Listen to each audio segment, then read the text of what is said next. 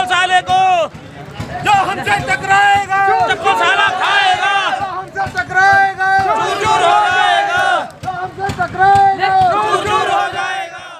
साथियों नमस्कार, मैं हूं नीरज पटेल और आप देख रहे हैं नेशन जनमत। अभी जो विरोध प्रदर्शन, नारेबाजी और पुतला दहन आप देख रहे थे, ये मध्य प्रदेश के ग्वालियर राजघराने के महाराजा धीराज और नए नवेले भारतीय जनता पार्टी में शामिल हुए ज्योतिरादित्य सिंधिया के खिलाफ हो रहा था। दरअसल ज्योतिरादित्य सिंधिया ने एक बड़ी लकड़ी ले ली है। मामला ये है कि गुना जहां से कभी वो सांसद हुआ करते थे, उस गुना में एक मंत्री जी हैं, पंचायती एवं ग्रामीण विकास मंत्री महेंद्र सिंह सिसोदिया। उन्होंने अपने बाबा जी के नाम पर एक सड़क का नाम रखने का प्रस्ताव दे दिया। तो इसमें दिक्कत कहां हो गई? दिक्कत ये हो गई कि ज्योतिरादित्य सिंधिया जिस सड़क का, जिस मूर्ति का, जिस नाम पट्टिका का उद्घाटन करने पहुंचे थे, वहां पर कभी उस सड़क का नाम अहिल्याबाई होलकर के नाम से हुआ करता था। और मंच से सबसे बड़ी बात, न सिर्फ नाम बदला गया, जब लोग विरोध प्रदर्शन करने पहुंचे उस कार्यक्रम में, तो मंच से ही धमकाते हुए खुले मंच से ज्योतिरादित्य सिंधिया ने कहा कि शुभ कार्य में उठा पटक ठीक नहीं, मैं इसे बर्दाश्त नहीं करूंगा।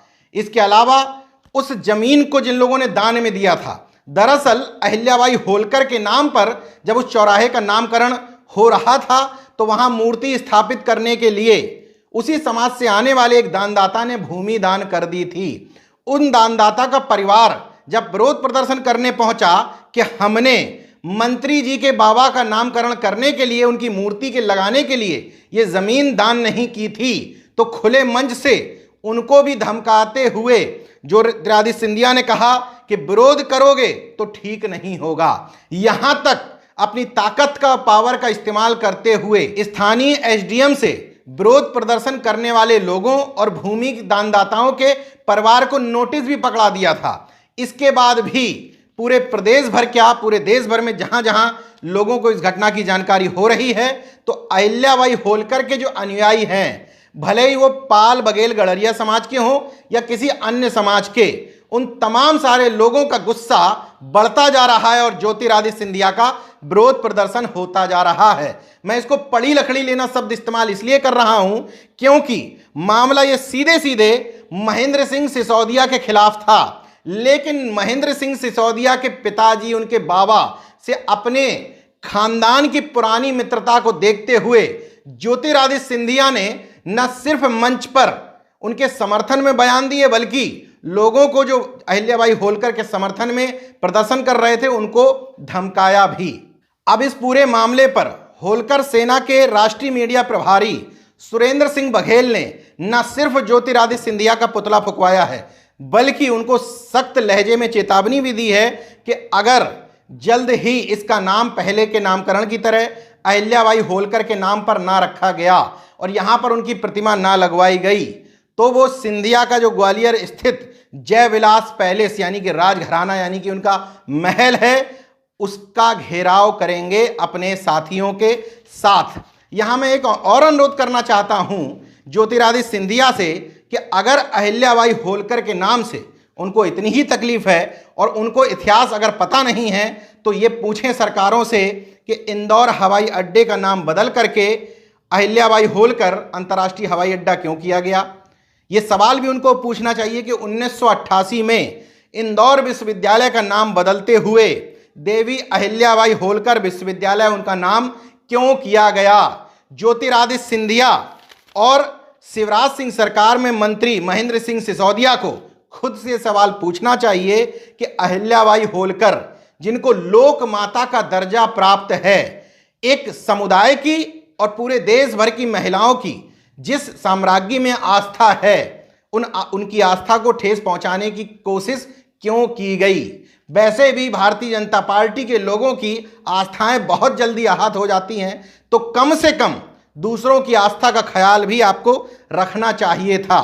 फिलहाल मध्य प्रदेश में चर्चा लोगों की जुबान पर है कि शिवराज सिंह को अब यह तय करना होगा कि उनके लिए अहिल्याबाई होलकर का कद ज्यादा बड़ा है या उनके मंत्री के बाबा का। अब उनके जो मंत्री जी ने अपने बाबा के नाम पर नाम रखा है सड़क का, मूर्ति लगवाने की बात कर रहे हैं, उनकी विशेषता ये थी कि वो स्वतंत्रता संग्राम सेनानी तो थे ही, साथ ही ज्योतिरादित्य सिंधिया के खानदान से उनके पहले से अच्छे ताल्लुकात थे और अब ये भारतीय जनता पार्टी में हैं तो किसी भी महापुरुष का अपमान करने से नहीं चूक रहे हैं। यही है ज्योतिरादित्य सिंधिया की असली हकीकत। तमाम सारे लोग उनका एक बयान सामने आने पर उनको कुर्मी कुलभूषण बताने से नहीं थक रहे हैं। जरा उनको समझ लेना चाहिए कि अगर कोई व्यक्ति भारतीय जनता पार्टी में या किसी भी पार्टी में अपने व्यक्तिगत हित के लिए गया तो वो सिर्फ और सिर्फ अपने परिवार के बारे में, अपने व्यक्तिगत हित के बारे में ही सोचेगा। अब बात करते हैं कि आखिर अहिल्याबाई होलकर थी कौन। वो मालवा साम्राज्य की साम्राज्ञी थी। उनको लोक देवी का दर्जा उनके जीते जी प्राप्त हुआ था, इसलिए क्योंकि उनके पति खंडेराव की बहुत अल्प समय में ही मृत्यु हो गई थी। इसके कुछ सालों बाद ही उनके ससुर मल्हार राव की भी मृत्यु होने के बाद इनको मालवा साम्राज्य संभालना पड़ा था और मराठा होलकर महारानी का ताज इनको पहनाया गया था। इनकी विशेषता ये थी कि पहली महिला शासक थी जिन्होंने महिलाओं की अलग सेना बनाई थी। वह रोज न सिर्फ जनता से मिलती थी बल्कि उनकी दुख दर्द तकलीफों को भी सुना करती थीं। उन्होंने अपने जीते जी दर्जनों युद्ध लड़े और मंत्री जी के बाबा जी जिस तरीके से स्वतंत्रता संग्राम सेनानी थे उससे कई गुना आगे बढ़ते हुए इन्होंने विदेशी आक्रमणकारियों से दर्जनों से ज़्यादा न सिर्फ युद्ध लड़े बल्कि जीते भी।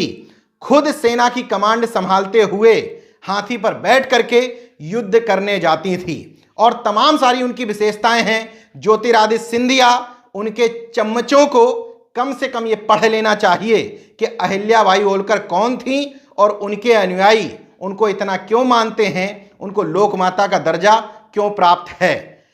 कुल मिलाकर के शिवराज सिंह चौहान को आगे आना चाहिए क्योंकि मुख्यमंत्री वही हैं और उनके मंत्री ने ही ऐसा कृत्य किया है।